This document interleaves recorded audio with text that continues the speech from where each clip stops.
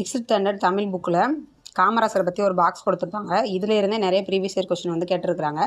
இப்போ பாருங்கள், மதுரை பல்கலைக்கழகத்துக்கு மதுரை காமராஜர் பல்கலைக்கழகம்னு பேர் மாற்றிருப்பாங்க. அதே மாதிரி நடுவண் அரசு பாரத் ரத்னா விருது வந்து காமராஜருக்கு எப்போ வழங்கியிருக்கும் அப்படின்னு 1976 காமராஜர் வாழ்ந்த சென்னை இல்லம் விருதுநகர் இல்லத்தை வந்து அரசுடைமையாக்கப்பட்டு நினைவுல்லங்களாக இருக்குது. இதுவே கேட்டிருக்கிறாங்க ப்ரீவியஸ் இயர் கொஸ்டினில். சென்னையில் மெரினா கடற்கரையில் இவருக்கு வந்து சிலை வச்சுருக்கிறாங்க. அதே மாதிரி சென்னையில் உள்ள உள்நாட்டு விமான நிலையத்திற்கு காமராஜர் பெயர் வந்து சூட்டப்பட்டுள்ளது. அதே மாதிரி பன்னாட்டு விமான நிலையத்துக்கு யார் பேர் வச்சுருக்காங்க அப்படின்னா அறிஞர் அண்ணாவோட பேர் வந்து வச்சுருக்கிறாங்க. கன்னியாகுமரியில் காமராஜருக்கு மணிமண்டபம் திறந்திருப்பாங்க. 2000 அக்டோபர் 2 அதாவது காந்தி ஜெயந்தி அன்னைக்கு வந்து திறந்திருப்பாங்க. அது வந்து எங்கே இருக்குன்னா கன்னியாகுமரியில் இருக்குது. அதே மாதிரி வருஷம் காமராஜரோட பிறந்தநாளை என்னவா கொண்டாடுறோம் அப்படின்னா கல்வி வளர்ச்சி நாளாக வந்து கொண்டாடுறோம்.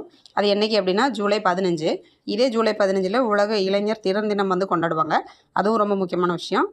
நோட் பண்ணி படிச்சுக்கோங்க. தேங்க்யூ.